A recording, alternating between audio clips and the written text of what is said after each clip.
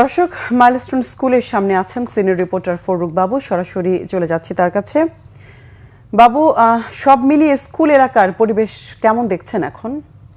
যেটা আপনি জানেন, গত 6 দিন আগে এখানে এই যে স্কুল মাইলস্টোন স্কুলের ভবনের বিমান বিধ্বস্তের যে ঘটনা ঘটেছিল, সেই ঘটনায় আজকে আসলে বিমান বাহিনীর তরফ থেকে একটা তদন্তকারী টিম তারা সকাল থেকে এখানে কাজ করেছে এবং বিভিন্ন ধরনের আরো বেশ কিছু আলামত তারা সংগ্রহ করেছে এবং সেই সাথে আসলে স্কুল মাঠ থেকে শুরু করে অত্র এলাকাতে বিমান বাহিনীর তদন্ত টিম তারা বিভিন্ন ধরনের আলামত সংগ্রহ করে তারা ইতিমধ্যে চলে গিয়েছেন। সকাল থেকে তারা প্রায় 3 থেকে 4 ঘন্টা ধরে এখানে বিভিন্ন ধরনের আলামত সংগ্রহ করেছে। তবে টিমের তরফ থেকে আসলে আমাদেরকে আনুষ্ঠানিকভাবে কিছু জানানো হয়নি, তবে তারা যেটা আমাদেরকে বলেছেন যে পরবর্তীতে যাতে যেন এই ভবনটা দীর্ঘদিন ধরে বিমান বাহিনী, তাদের বাসিনা বাহিনী তাদের আওতাধীন রয়েছে এবং তারা এখান থেকে আলামত সংগ্রহ শেষে মূলত ভবনটি স্কুল কর্তৃপক্ষের কাছে হস্তান্তর করবে, যাতে যেন এখানে সংস্কার কাজ শেষ করে অতি দ্রুত এখানে শিক্ষা কার্যক্রম শুরু করতে পারে সেই বিষয়টা নিয়ে। তবে এই স্কুল কর্তৃপক্ষ আমাদের সাথে কোনো ধরনের এই বিষয় নিয়ে আসলে কোনো কথা বলেনি, তবে তারা একটা জিনিস আমাদেরকে জানিয়েছেন এবং আমরা যেটা দেখতে পেয়েছি, এখানে